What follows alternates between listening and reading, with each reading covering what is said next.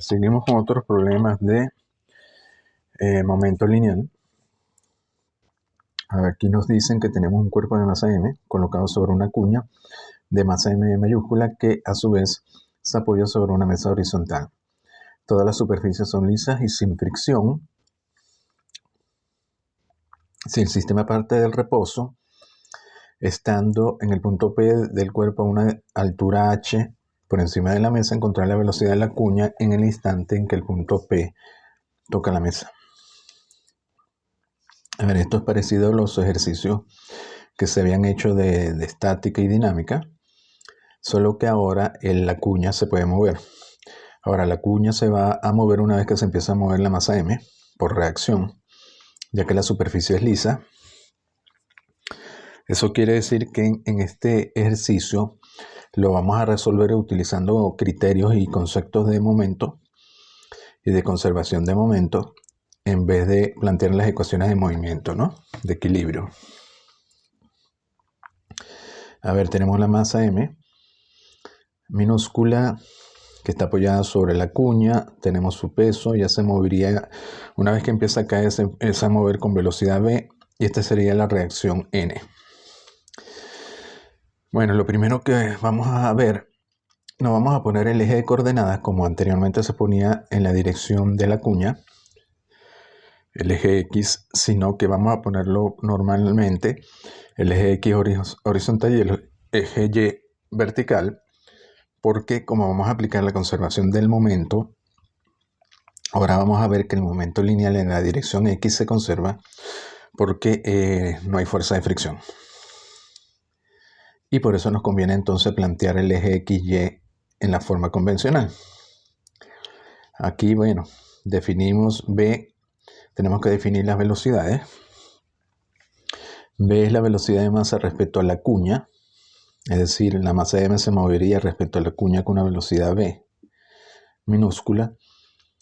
Bm mayúscula sería la velocidad de la cuña respecto a la mesa, y b' sería la velocidad de la masa respecto a la mesa.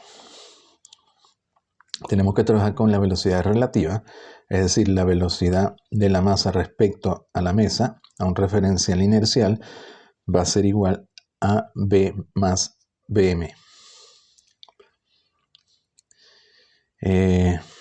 Bueno, aquí tenemos que este ángulo que forma la cuña es alfa. Ese ángulo lo podemos reflejar aquí sobre el eje X y el eje Y podemos descomponer B en la dirección del eje X y el eje Y. En la dirección X nos daría B coseno de alfa, es decir, este ángulo sería igual a este. Este sería B coseno de alfa en la dirección Y menos B seno de alfa en la dirección J. A ver, la cuña se empezaría a mover hacia abajo y hacia la derecha. Por tanto, se mueve en la dirección Y positiva, pero hacia abajo en la dirección J negativa. Y luego, ¿cómo se mueve la cuña? Solo le queda la opción de moverse hacia la izquierda, de forma horizontal, por tanto va en la dirección menos I con velocidad V sub m mayúscula. Así que B' va a ser la suma de las dos, nos daría esto. Luego tenemos que ver que solo hay una fuerza neta, que es la gravedad, que está actuando sobre la vertical, por tanto no afecta la componente horizontal del movimiento. Es decir, la componente del momento en la dirección X horizontal se tiene que conservar. En la dirección Y no, porque está la gravedad. Bueno, entonces planteamos el momento final. Él parte de aquí con una velocidad inicial 0. Por tanto, el momento inicial es 0. El momento final, entonces, ¿qué sería? M por B'. Esto, el momento final, lo vamos a hacer con respecto al referencial de la... con respecto a la mesa. Un referencial inercial. Por tanto, tendría que ser M con B' y no M con B. Entonces, M, B' más M mayúscula, B mayúscula. Esto lo tenemos y esto también. Y tenemos aquí el momento final, entonces, en función de X, Y. Luego el momento horizontal se debe conservar porque no hay fuerza de fricción. La única fuerza horizontal sería la de la fricción y no hay. Por tanto, delta Px tiene que ser 0, es decir, el momento final menos el inicial, que era 0, es el momento final y tiene que ser el inicial, que es 0. Entonces la parte X de aquí, de la ecuación 5, tiene que ser 0. Y de aquí ya podemos hallar la velocidad de la cuña con respecto a la mesa. Fíjense que nos queda en función de B y el coseno de alfa. Entonces tenemos a B, también tenemos a B en función de BM. Ahora, ¿qué otra ecuación necesitamos? Necesitamos B. Fíjense que BM depende de B, necesitamos B para meterla aquí y obtener BM en función de los otros parámetros. Vamos a usar la conservación de la energía. Es decir, la energía final va a ser un medio de M por B' al cuadrado más un medio de M mayúscula por B sub M mayúscula al cuadrado, y eso tiene que ser la potencial, que es mgh. De nuevo aquí trabajamos con la velocidad respecto al referencial de la mesa. Por eso usamos B' y Bm mayúscula. De aquí podemos obtener B' al cuadrado. La colocamos en 9. Nos queda aquí B' al cuadrado. Luego de 10 y 11. Bueno, aquí lo trabajan algebraicamente, básicamente pura álgebra. Y al final efectivamente pueden hallar B sub M en función de alfa, H, M minúscula, M mayúscula y la gravedad. Entonces fíjense que se hizo relativamente rápido, solo con dos ecuaciones, uno usando criterio de energía y el otro criterio de conservación del momento lineal.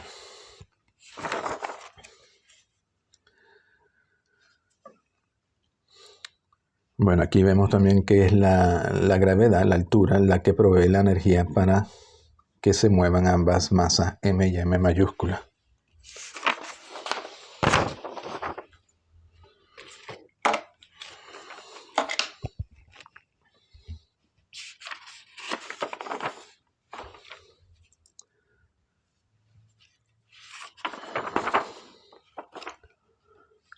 Bueno, aquí tenemos un problema también, que en este caso es un problema de movimiento circular. A ver, nos dicen que tenemos un péndulo de lenteja. Esta sería la lenteja. La lenteja es un péndulo en longitud L, es alada hacia un lado, de modo que la cuerda hace un ángulo θ0 con la vertical y luego es liberada. Encuentre la velocidad de la lenteja en el fondo de su oscilación usando la ley de Newton. Bueno, la parte A nos dice, demuestre que la componente tangencial de la segunda ley de Newton da dB de t, es decir, la aceleración lineal igual a menos g seno de θ. Y la parte B nos dice, demuestre que B se puede escribir como B, la velocidad lineal igual L de θ de t. Es decir, B es igual a L por de θ de t, que sería W, la frecuencia angular. Luego tenemos la parte C, usar este resultado y la regla de la cadena para obtener dB de t igual a esto. La parte D, combinar los resultados y obtener esta ecuación diferencial en B y en θ. Integrar para obtener entonces la velocidad, que se llega al resultado conocido, la velocidad lineal, que en este punto más bajo sería tangencial, es decir, horizontal. Fíjense que solo depende de la altura, y esta relación ya la habíamos visto, raíz de 2 veces g por h, donde h sería la altura que él desciende de aquí hasta aquí. Esta sería la altura h. Bueno, aquí hacen la geometría. Si esto es θ0, todo esto es L. L coseno de θ0 sería este segmento de aquí a aquí. Y por tanto de aquí a aquí sería L, que es esto, menos L coseno de θ. Sería la altura h. Esto está sujeto a la tensión T y el peso mg. Bueno, luego tenemos aquí la lenteja, su peso. La trayectoria va a ser en este caso circular, la velocidad tangencial, y este es el ángulo θ 0, sería este de acá. Trabajamos con la ecuación tangencial. Nos dice mg seno de este ángulo sería igual a la masa por la aceleración tangencial, porque estamos trabajando tangencialmente. Sería la componente mg en esta dirección, y la aceleración tangencial sabemos que es m de b de t, donde b es la velocidad tangencial o lineal y θ es el ángulo respecto de la vertical. Aquí vamos a hacer un cambio de θ, de ángulo. Como esto es θ 0 y el ángulo lo medimos respecto a la vertical, vamos a medirlo así en sentido antihorario. Entonces esto sería θ 0, por tanto θ va a ser igual a 2pi menos θ 0, y θ 0 entonces 2pi menos θ. Luego aquí de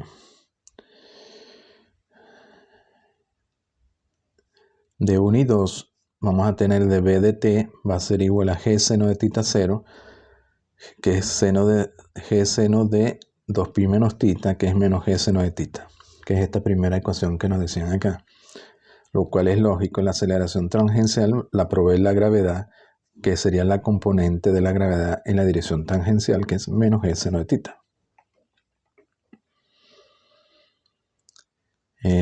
La parte B, bueno, demostrar que B se puede escribir como esto. A ver, tenemos L, si se desplaza un ángulo de θ, va a describir un arco S, y esta sería la cuerda.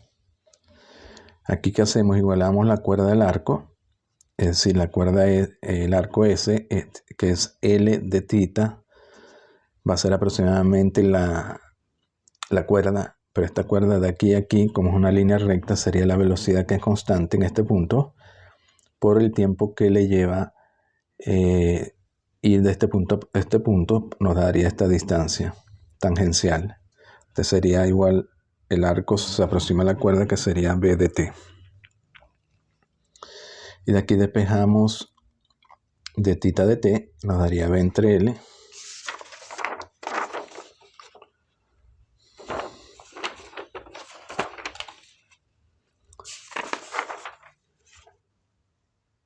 Y bueno, luego, bueno, de la anterior ya vimos entonces que B sería L por d θ de t, que es esta parte. Luego la parte C era usar este resultado y la regla de la cadena para obtener esto de b de t igual a esto. A ver, dB de t sería dB de θ por d θ de t, por la regla de la cadena. Por tanto, dB de t es dB de θ por d θ de t, lo tenemos porque lo calculamos en la ecuación anterior. Esto viene de 7 y por tanto nos da lo que nos pedían. La parte D es combinar los resultados y obtener esta ecuación diferencial para luego resolverla. De 3 y 8, efectivamente hallamos la ecuación diferencial. De un lado tenemos a θ, perdón, de un lado tenemos a B, de otro lado a θ. Luego integrando 9 entre θ 0 y la vertical, es decir, θ igual a 2pi.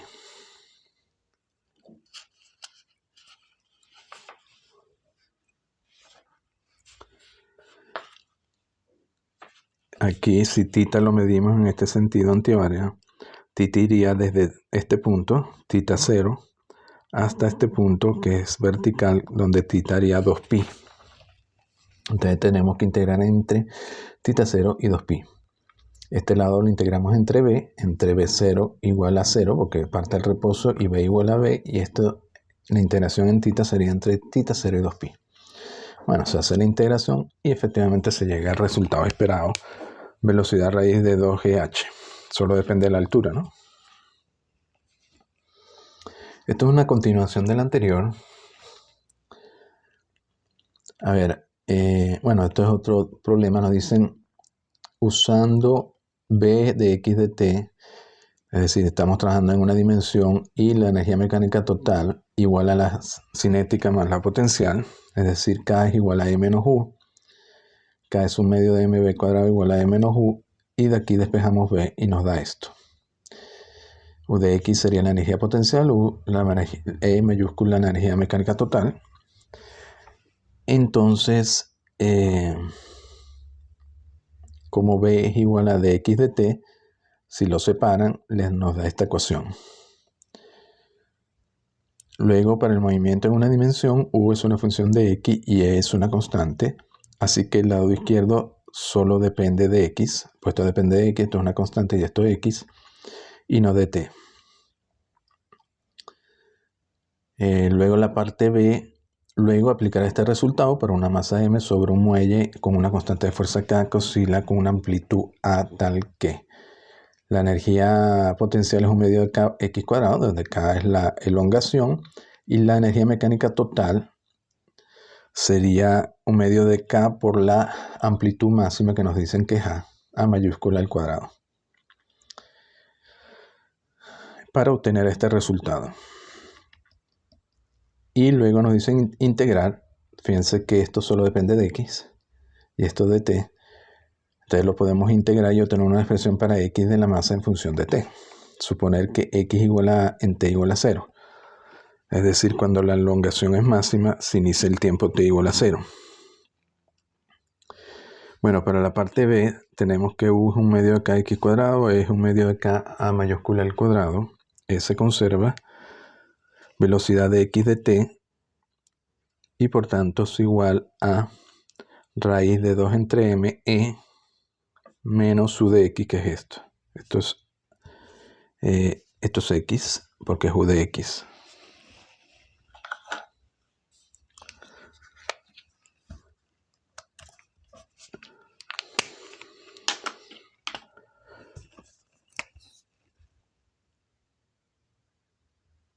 Esto es X y nos da este resultado.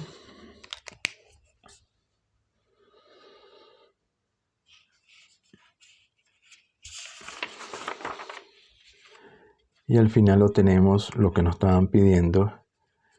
Separamos los X y separamos los T. Esto solo depende de X y esto de T. Luego la parte C nos decía que integramos y hallemos una solución para X en función del tiempo. Bueno, se integra esto con respecto a X, y este lado se integra con respecto a T entre 0 y T, y X nos dicen que en T igual a 0, X inicial era A, es decir, entre A y X. Bueno, se hace esta integral.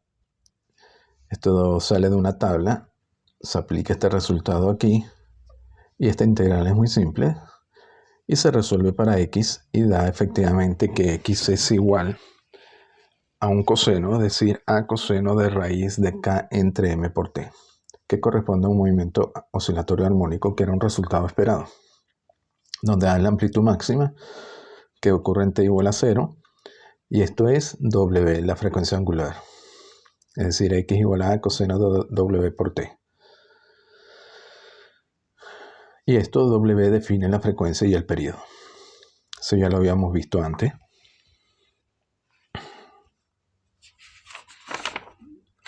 A ver, vamos a ver este otro ejercicio de momento. En este caso nos dicen que tenemos un chorro de partículas idénticas que chocan contra la pared de un recipiente en que se encuentra con el mismo ángulo y a intervalos regulares. El gráfico fuerza, fuerza promedio, tiempo de las reacciones de inercia en la pared indican que el área bajo un pulso aislado, es decir, esto sería el impacto del chorro de partículas, luego ya no hay partículas, luego vuelven a impactar. Este sería la fuerza inicialmente 0 y aumenta un pico y luego disminuye. Entonces nos dicen que el área bajo un pulso, este pulso de aquí, por ejemplo, esta área,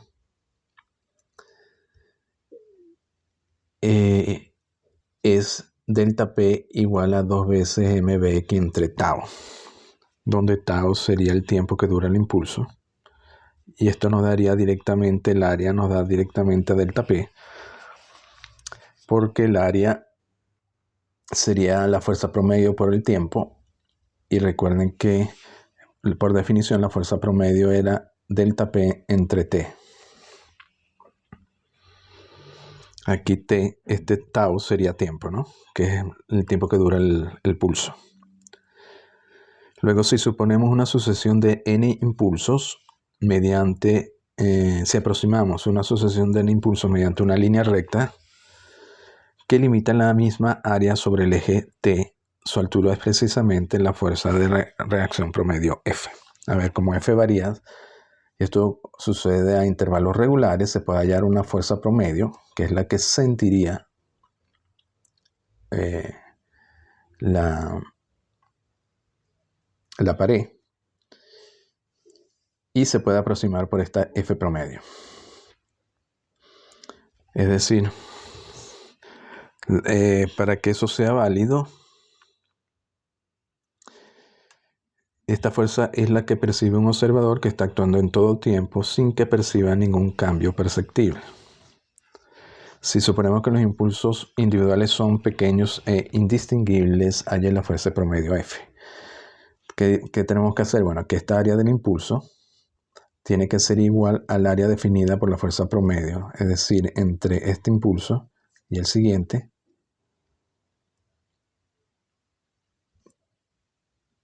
Bueno, realmente debería ir desde aquí hasta aquí. Esta área debería ser igual al área completa del pulso. Y eso es lo que define la fuerza promedio. Esta T sería el periodo, porque se repiten de forma regular.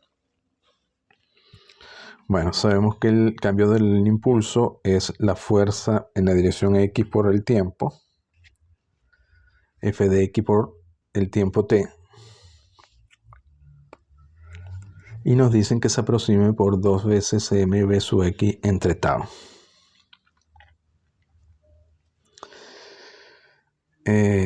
Luego, para n partículas, ¿qué tendríamos? Esto sería para un pulso, es decir, para una partícula.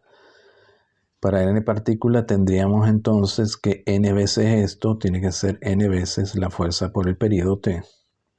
Y de aquí despejamos la fuerza promedio y nos quedaría 2mv sub x entre t tau. Muy sencillo este problema. Pero bueno, es lo que da una idea gráficamente de lo que estamos tratando.